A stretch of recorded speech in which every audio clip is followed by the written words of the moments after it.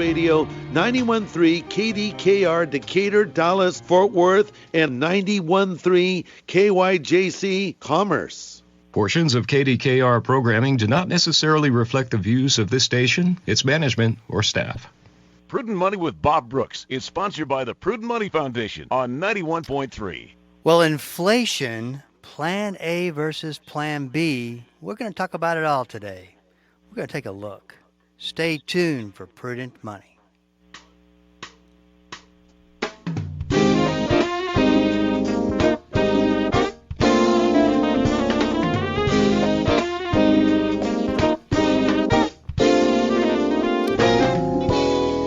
Afternoon, this is Bob Brooks, and you are listening to the Prudent Money Radio Show. Thank you so much for joining me today. You know I do appreciate it. Listen, I want to make sure that you know that if you've got a question, I've got a resource for you. Two ways to use that resource. Go to prudentmoney.com, first thing. And then second, look for the Ask Bob section, the Q&A. And if it's just a question that you have, I encourage you to send that question in, and I will answer it for you and to get you taken care of. Pretty easy stuff. Now, you could have a situation that's a lot more involved than just a question. I invite you to go to where it says book online and then book a time, and we can dive a little bit deeper. And obviously there is no cost, no obligation. It's just a resource that I've rolled out to help you get some answers. And that is a big thing today, that I believe is most people are looking for answers, and no resource to really go to. So that's you can find that at prudentmoney.com. Incidentally, if there are any topics you want to hear about, I would love to hear what you're thinking. Make sure that you go to info@prudentmoney.com and send me an email and say, hey, Bob, would you mind talking about this? Or I sure would like a couple of shows that detail how this works. Would love to hear from you and get a lot of emails and enjoy hearing what's on your mind. So make sure you do that, and we will talk about some different things. So that's all at the website, www.prudentmoney.com. Well, today is Q&A Thursday, at least that's what I'm calling it. And this is where we talk through your questions. One of the reasons I like to do this is because the questions that you ask me, that you might send in, are questions I think most people do have. I feel like most people are thinking about the same thing, wondering about the same thing. So I take the opportunity to talk about it. The first one is about inflation. What are your thoughts about inflation? You know, a growth report, a better way to say it, I guess, for the economy comes out once a quarter, and it talks about over the last 12 months how much the economy has grown or maybe even declined. And, you know, if you get 2 quarters of a declining economy, you're officially in a recession. Now, I've told you many times, on many occasions, that the economic reports just don't add up. Some seem to contradict, just doesn't make sense. And the report that came out today is about the same as far as that goes. It talks about a economy that's growing, but yet the inflation is not there. Now, not that can't happen. I just don't think that the probabilities are too high, or not very high, that it could happen in what we're facing today. You know, the Federal Reserve Board wants the inflation rate around 2%, and it just seems like they are settling for a higher interest rate.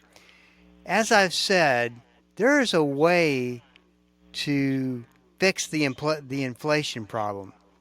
Now, of course, you also got to remember, and it only takes a trip to the grocery store or to a restaurant to get this reality.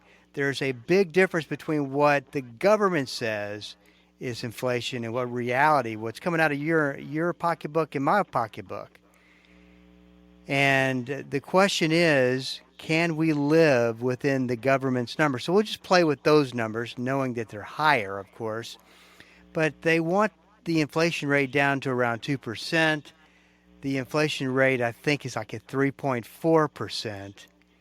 And it's kind of stagnating. And this is what I've been talking about for a year and a half, is that it gets to this point to where it stagnates, kind of bounces around at a higher level, that it's not like we can't survive at it, but it sure does make things a lot harder. I think you would agree with that. So it's a situation that to get rid of inflation or get inflation down to a reasonable level will cause the government to do something about supply and demand. Now, we've talked about this just as a review. The supply and demand problem causes inflation, causes prices to go up. There's limited supply and great demand, which causes those who want the product or the widget or whatever it is that makes the economy grow, it forces them to pay higher prices. So really the only way that you can equalize supply and demand, because they've already been aggressive on raising interest rates, the only way that you can do this, in my opinion, I do reserve the right to be wrong, but this is my humble opinion, is that they will have to maybe not so much maybe raise rates a little bit, but not lower rates, and they will have to greatly deteriorate this economy by not being so accommodative with lowering rates and pumping money into the economy and all the things they do to make the economy run. We're going to have to see some economic decline that will wipe out that last bit of inflation and get us back on the way up in a healthy growth trend. Hope that made sense. It's a lot easier to be on a video or be live in a workshop to explain this and draw and show you, but they've got a big task ahead of them. But yet they talk about it's just all great. And I'm not trying to be the Debbie Downer by any stretch. I'm just telling you, there's a lot of other statistics that don't say it's so great. So it doesn't make sense to me. So we talk about it. This really might surprise you, because it surprised me. It's a wallet hub. I talk about wallethub.com from time to time. They do a ton of surveys and taking a look at really what's going on in the economy. And they put together a list of the biggest inflation problem, what city that has the biggest inflation problem. And then they do the top 5. Then they do a bottom 5 of the smallest inflation problem. And who do you guess is at number 5? Well, I'll tell you, because you probably can't. We can't do this kind of thing over the radio. But you can yell out in your car if you want to. Detroit, Michigan. Now, that shocks me because of all of the things that, Detroit has been through. A couple of bankruptcies. I believe there's been a couple. I know at least one. And there's just a lot of shady things going on, or reportedly, we'll say reportedly and be fair. But Detroit, Michigan, okay, I don't know about that one. But number 4 is San Diego, California. Have you ever been to San Diego? San Diego is a beautiful, beautiful place. I can understand where a California city such as like San Diego would be on this list. Number 3, Honolulu, Hawaii. I don't know if you've ever been to Hawaii, you know that the prices are extremely high there. Number 2, Miami, Florida. Seems reasonable.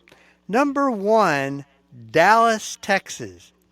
Now, I got to tell you, that really did surprise me to see this list, because I get these surveys all the time, these studies from sites like Wallet Hub, and Dallas is just always kind of in the middle.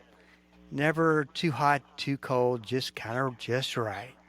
According to them, we've got the biggest inflation problem in the country. I don't know if that surprises me or not. I really haven't. I'm just not used to seeing Dallas in the statistics like that.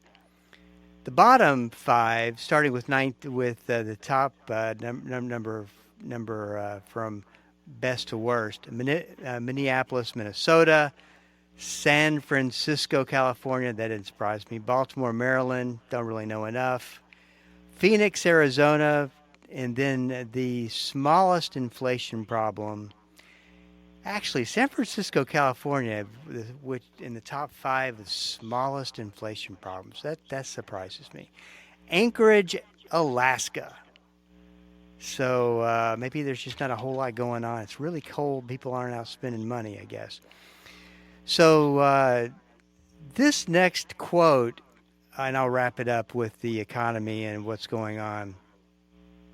I just shake my head as I hear some of these economists and what they say, and even this is a chief economist of a very big bank.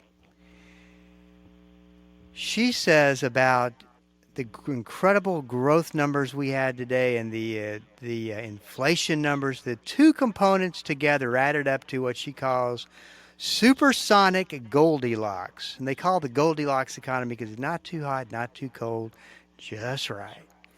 Because it's really a strong number, yet inflation hasn't shown up. What? Hey, inflation hasn't shown up. Okay. Here is the last bit of. I'll have to save this one till after the break. This is Bob Brooks. Stick around, and we will be right back.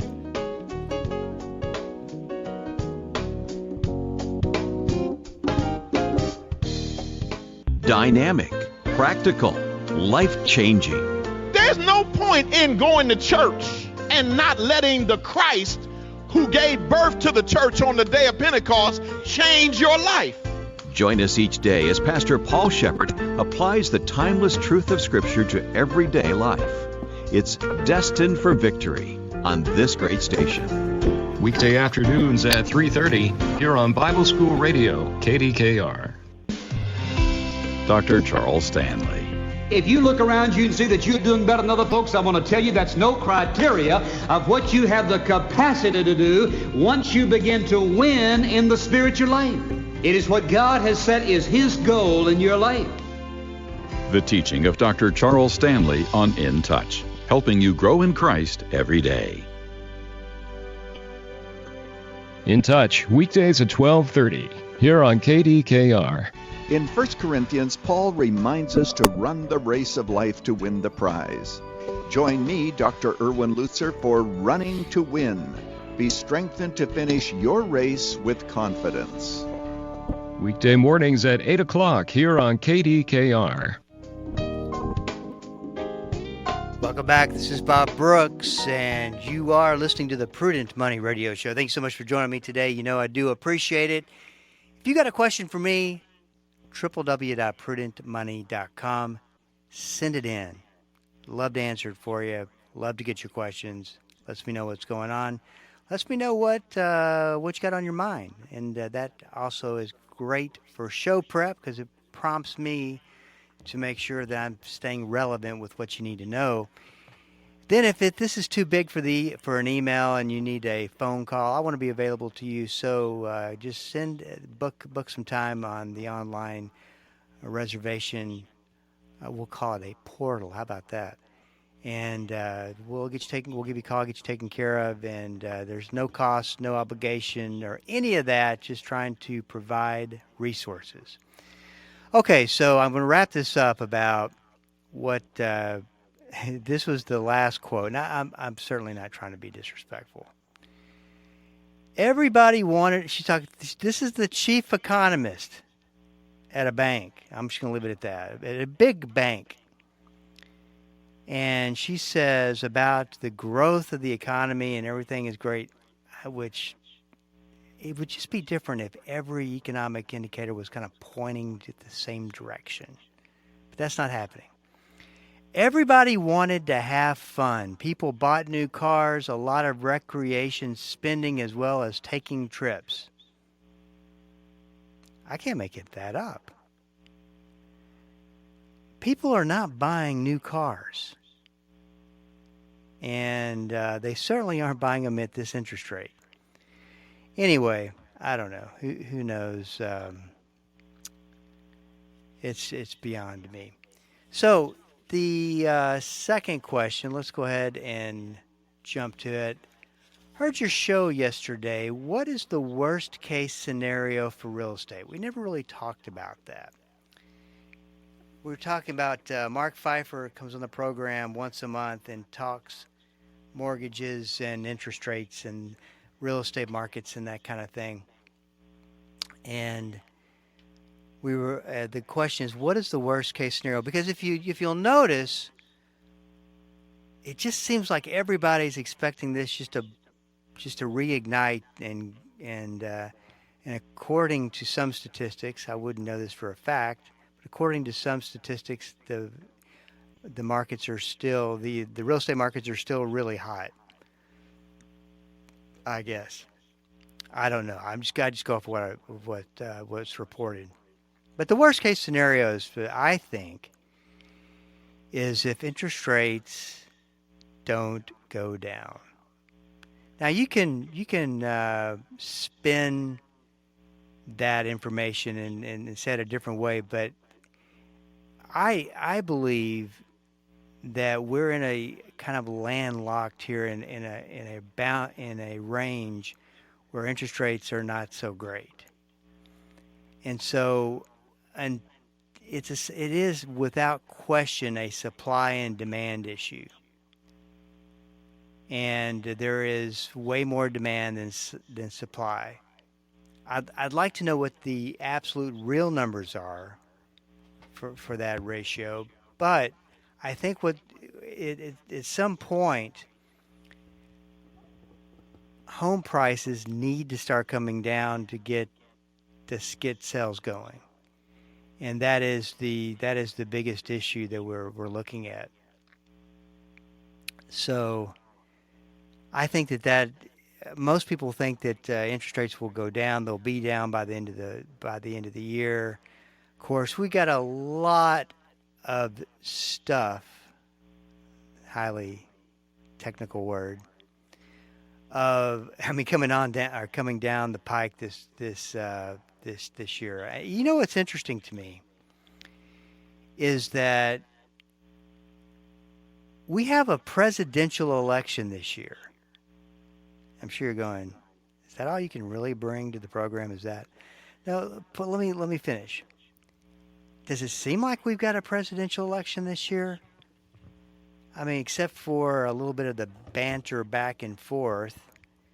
And if you turned the news off, you certainly wouldn't hear anything about it. It just seems like it's just, I don't know, I guess I expected more drama. Maybe it's too early for drama. I am surprised that and this is not a pro either one of them. Okay, just hear me out. I'm surprised that we've got Trump picking a VP already, and he seems to have the nomination wrapped up. Well, at least according to him, he does. And then President Biden, I would have never really thought that they would both run together on the same ticket again.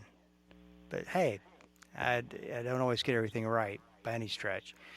So I say all that. It's starting out to be a strange year.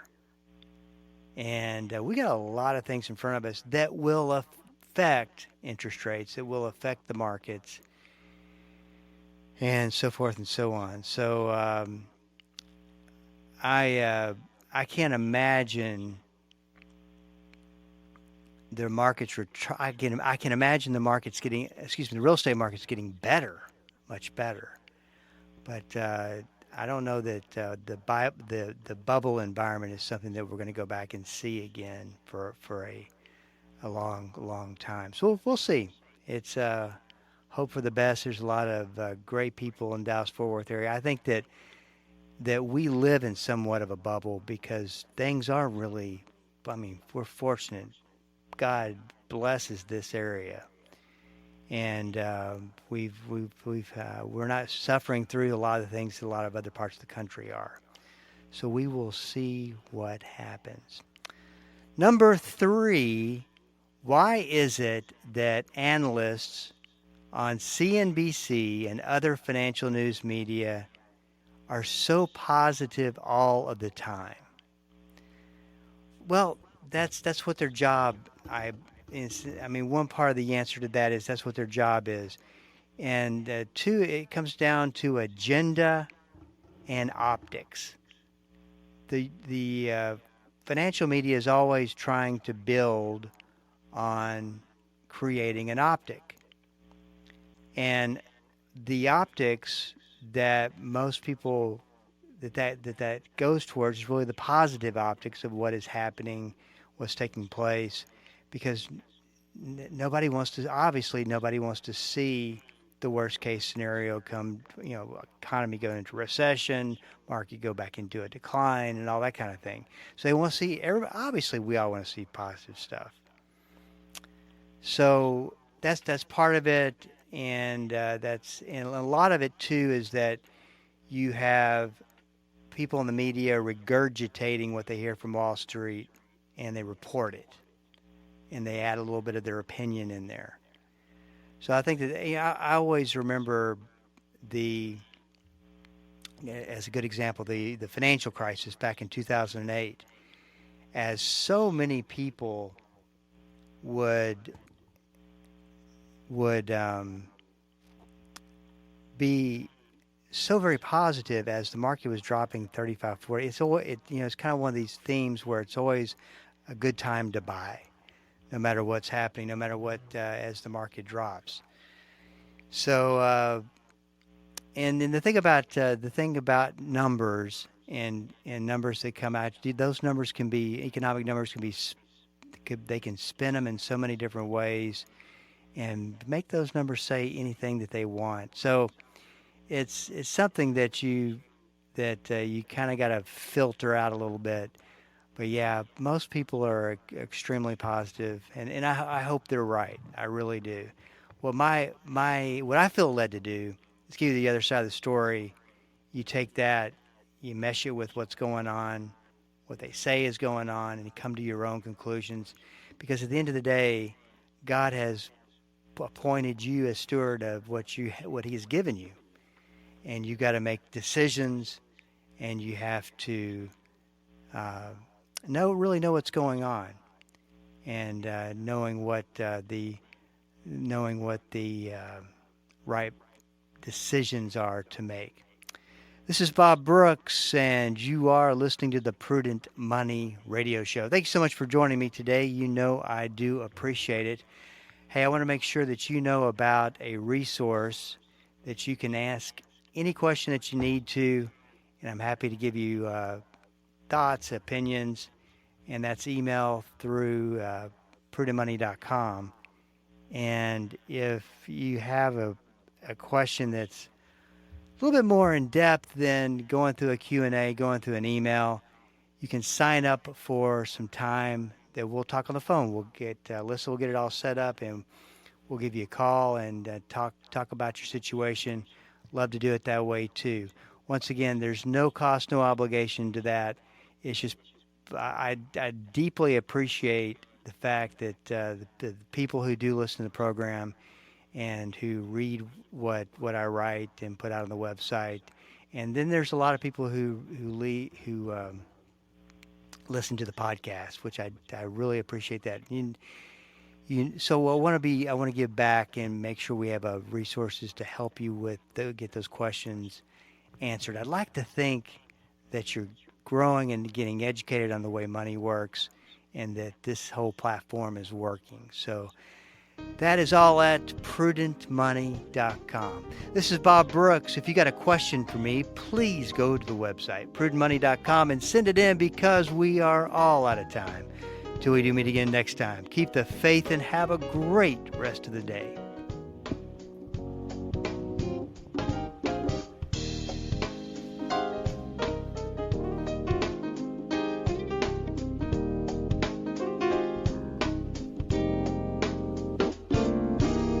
That's all the time we have for today.